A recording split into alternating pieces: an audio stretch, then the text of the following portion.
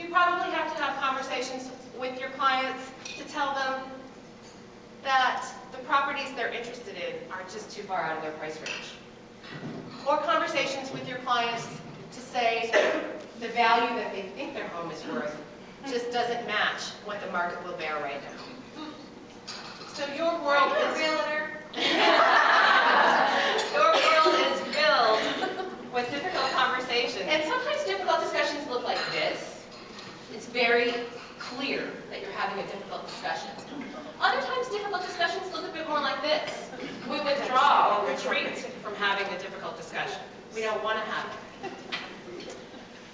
And sometimes difficult discussions look like this. Right through our smiling teeth, we can't agree with a single word the other person's saying.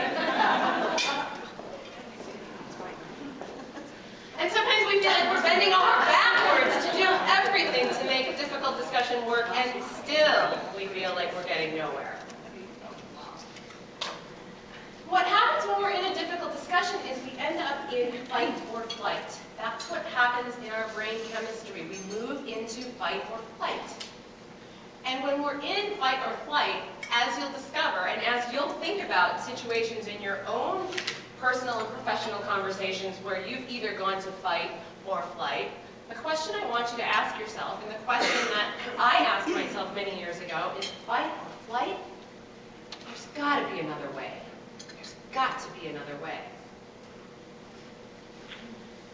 So whether your conversations look more like fight, and for some of you, I don't know who you are, but some of you tend more towards fight, or whether your conversations look more like flight, and again, I don't know who you are, but some of you in here tend more towards flight.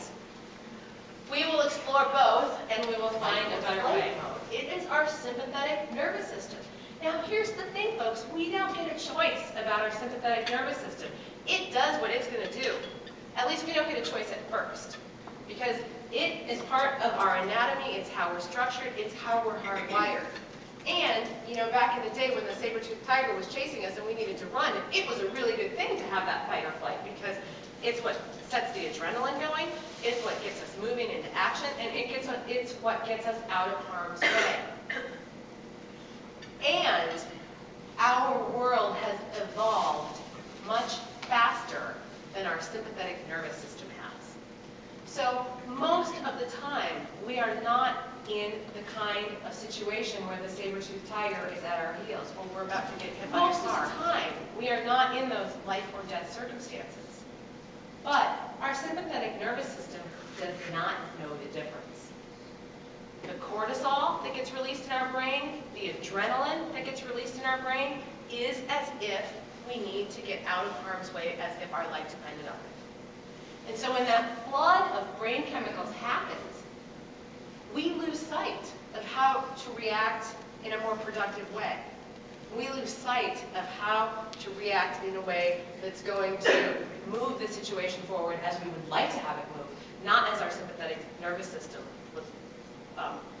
is just inclined to have it move forward. So when we think about that sympathetic nervous system being in action, there are some things we can do to actually control it. Now, we can't control when it kicks in, but once it does kick in, and we recognize that it's kicked in, we can actually start to do something instead of getting into a defensive place. Because as soon as the other person goes to a defensive place, two things happen. One is it makes you want to be defensive back, because that's just the nature of human communication. It's so reciprocal, and we so pick up on the energy of the other person that we're going to be inclined to go there. So it's really important to keep the other person from being defensive. If they're defensive, we're going to be defensive right back. And again, it's going to go around in revolutions like that. So one of the ways in which I coach people to start these conversations, and here's one of your gems for the day, is open without defensiveness. Okay? If I simply say I opened the Visa bill, right? Have I accused you of anything? Right? Have I been defensive of myself? Did I say anything that was defending me? I simply said a fact, right?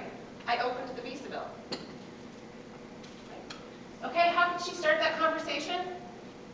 She could start it with something as simple as, we're getting married in 3 months.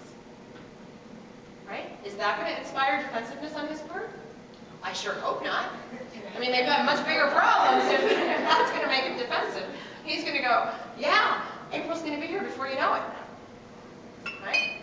And then, so there's no defensiveness present. Now she can advance the conversation a little bit more.